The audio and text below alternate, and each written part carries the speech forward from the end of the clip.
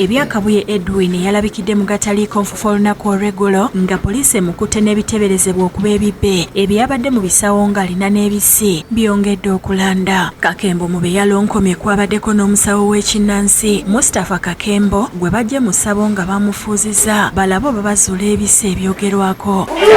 Noonya yonna tubitangule oli musajja mulalu nze nyinza okubeera nze ndi mubbi.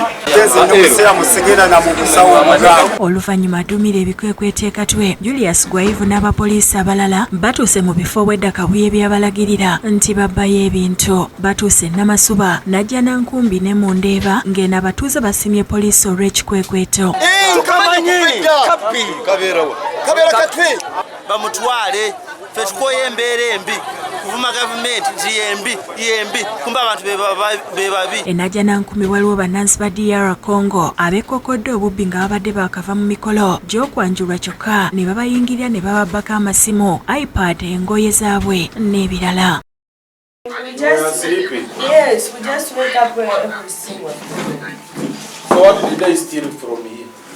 They stole 2 phones as on the check there. Batwala byonna baagala bayingira mabega bakwata bintu masimu sente basula bipapuro mabega ya gundi. Yaleese omusajja oba ku Sande ndowooza ku Mande ne bamu. Bagenze ne Namasuba gye bayingira mu nnyumba ne babba ssente era nga beewaddeko obujulizi. Ensawo yalimu ki? Abawano bali sente eza Uganda $. Mu Ndeeba kuleerwe gye bakwatiddwa ategeerekeseko erya Muteesa ng'ono Kabuye ategeezezza nti gw'abadde ng'aguza amasimu g'abeera anyaze.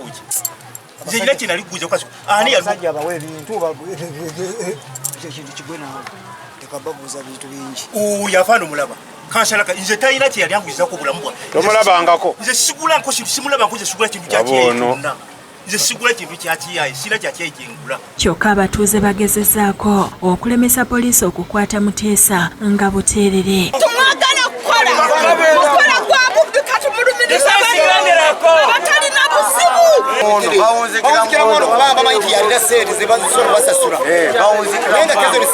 Gwaiva ayogeddeko eri abantu ku bikwekweto ebiri mu kukolebwa.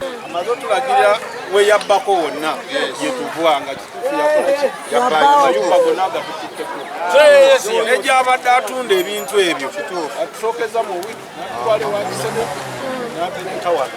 Abakwate bakyakumibwa ku poliisi ey'Ekatwe ng'okunoonyereza bwe kugenda mu maaso. Yudaya Namyalo yakusakidde ekkulire lino ku lwa Bukedde TV.